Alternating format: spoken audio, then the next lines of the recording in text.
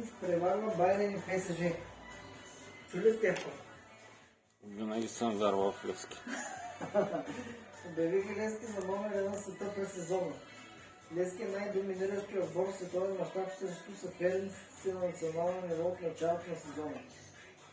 Това показват данните от 69 първенства, обобщени от швейцарската компания за футболни изследвания CS Football Observatory. Видя ли какво става така?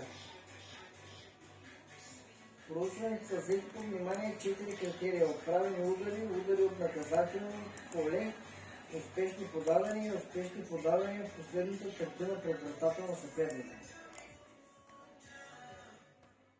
Докато данните са от изиграните двубой до средата на септември.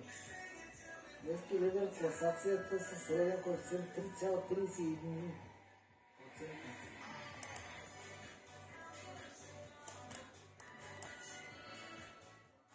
Интересно е, че второ място в класация е българския шампион Лудогорец. Опа! Ще остава нашето първенство вече е край на минава Англия, Германия, всичко. Да. Топ 3 е Цървена звезда. След това са Олимпиакос, Фейнор, Байерн Мюнхен, Бешикташ, Наполи, ПСЖ и ПСВ Eindhoven.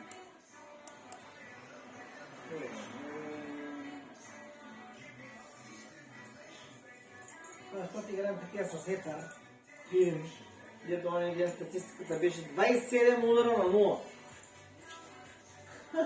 Той има ли смисъл направо? На такива мачове някакъв път се чуди. Направо не е смисъл.